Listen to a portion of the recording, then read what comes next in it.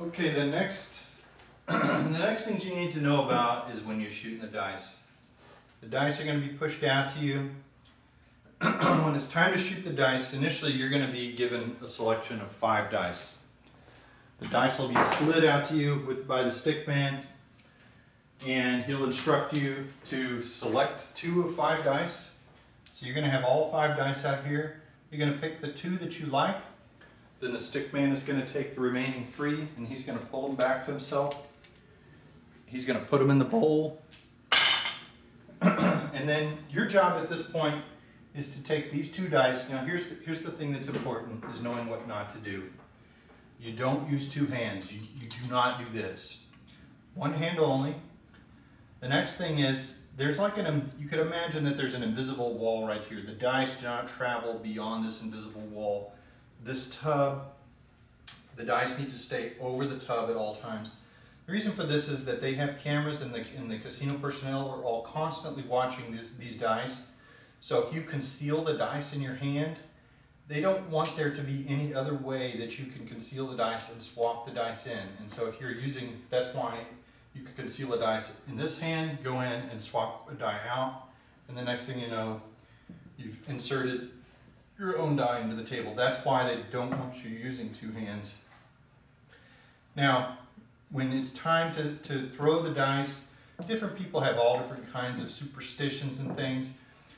Some people will do this kind of thing where they throw the dice just real close by to them to see what kind of numbers they get before as superstition. This is referred to by the casino personnel as practice rolls. Don't do practice rolls. If you see other people doing practice rolls, don't pick up their bad habits. You do not want to do this kind of thing. Now, as far as habits you could do, if you wanted to look like you're a more experienced player, players will generally put the dice, set them together and pick them up together and throw them. Now, when you throw them, there's lots of different ways to throw them. The most traditional way to throw them is to shake them up like this, and then after you shake them up, turn your hand over and simply throw them out like this. Now, the tricky part is you want to hit the back wall, and it's important that you throw them hard enough to hit the back wall. And they will tell you all the way down, shooter. That means that they want you to, when they go to the other end of the table, they want to see that the dice are hitting this is called the back wall. Now, different casinos are going to be more technical than others, but in general they want you to hit these rubber diamonds. So this could be considered the back wall, even this could be considered the back wall. The places that are super technical, the back wall is right here, not over here. Those are not very, they're not going to give you a hard time if you're an inexperienced player and you're getting them all the way down. But you do need to be conscious of that. You're trying to throw them with one hand and hit the back wall on the opposite end of the table from wherever you're shooting. Because of that, on the longer tables, it may make more sense to get closer to the stick man so you can hit the back wall without them bouncing off the table. The further you are from the back wall, the more likely the dice are going to bounce up and off the table. That slows the game down, and it happens a lot to new players. As a new player, to try and keep the dice from bouncing up and off the table, just keep them lower, which means that you can throw them like this. You can throw them like this. You don't want to throw them like this. When you throw them like this, they generally are going to go too high, they're going to bounce too high, and they're more likely to go off the table.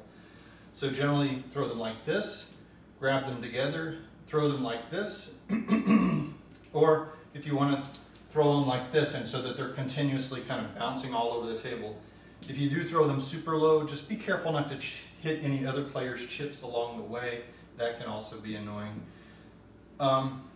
So the next thing that you want to be thinking about as a new player is your bets. And we're going to go back to the puck.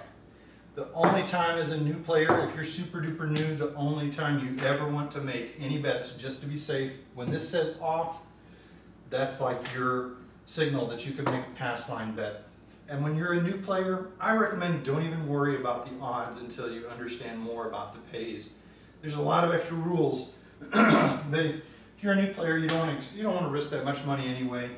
Look at the sign over here. You're going to see a sign right here. It's going to say what the minimum is. If you have a $5 minimum, which is pretty typical here in Vegas, you're going to put a single red chip on the pass line, you're going to get the opportunity to throw the dice, and that's pretty much all there is to the game. Just make sure you only bet it when this puck says off, and it's right here where it says don't come bar. As soon as this thing goes somewhere else, don't bet the pass line. That's just the simplest thing. And if you are going to bet it, we talked about that earlier. So now, if you get to the point where you're bored with this is generally, it's going to win about half the time.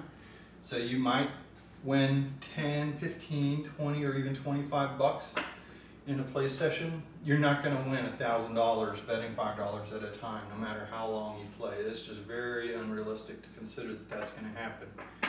If you do want to win more money, you've got to bet more money. The place to bet it is after the point is marked up. You bet right here. Now, how much can you bet? That's called your odds multiple. Here on my home table, I have a 20x odds multiple. 20 times a nickel, that's $100. Okay, when you count chips, usually, you want to count on 100 chips, you make a stack of 5 chips.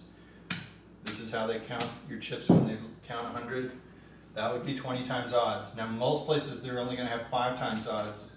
So the most you're going to be able to bet here is $25. So this would be, if the point is 4, your max odds multiple is going to be $15. If the point is 5, max odds multiple is going to be $20.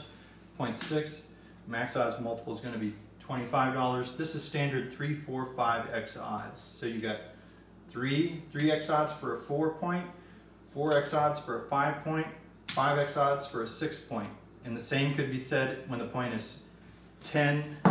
10 is going to be 3x odds, 9 is going to be 4x odds, 8 is going to be 5x odds. Now, this information right here is really enough for you to do a lifetime worth of craps playing, 3, 4, 5x odds with 5 on the line. And obviously, this is a multiple. So if I put 5 more here, and you only want to do that whenever the puck is here, it says off and you're on the come out roll, then I can go up to $50 on the 6 and 8, $40 on the 5 and 9, and $30 on the 4 and 10. And the pay multiples, the way they're going to pay this, if this is an 8, they're going to pay me $30 for every $25. So they would count this. Okay, I can see that they can see that that's 50 bucks. Typically what they're going to do is they're going to pay you 50 bucks here, and then they're going to put another 10 over there, and then they're going to pay your pass line right here. That's the way they would pay an 8 point. Now, the 5 and 9 is a new player. This is something that typically is made by a lot of players. A mistake that's made by a lot of players. This is a point at which point's 5, and you put down your odds, and they're like, you are going to have a better bet if you add $1. Some places, one of the things they'll say is just add a chip any color, because you could go to $10 too. And there's a reason why for that. So see why you want to do $6. I'm going to put 6 singles out there. For every $2 that you bet, they're going to pay you $3. So it would be 3, 6, 9 for 6. If you only put $5 out here, they're going to pay you $3 for these 2 bets, but this bet's only going to pay even money. It should pay $1.50, but since most places don't have 50-cent pieces, they're going to short you 50 cents on the pay for this one right here. That's what you want to avoid, and it happens very frequently for new players. Whenever they're ready to bet single odds but not double odds, the point is 5, the point is 9, and they end up in a situation like this, and the dealer ends up telling them, you need to add a chip there. All the extra conversation about why you need to add a chip, that's what you'd really like to avoid. The easiest way to kind of avoid this is just, if you're a new player, if you're going to bet odds, just bet double odds. And then you don't have to think about it, you don't have to worry about it, you just always do $10 odds. $10 odds always works. If you want to risk $10 at a time, also consider you can bet $10 on the pass line instead of $5 odds. The difference in the deal, it's significant in the long run, but if you're a new player, it's not a big deal. You're going to be tipping the dealer $1 when you leave or more. The difference between putting that money here and putting that money there, it's not a big difference. It really isn't. So it is if you play that way for the rest of your life, but if you're still learning to play the game, you can put $10 on the pass line. It's not really that horrible. It also gives you the ability to play at a $10 table, which may be a classier experience. I hope this has been useful information for you as a new player. I hope you enjoy the game of craps, and let me know if you have any questions.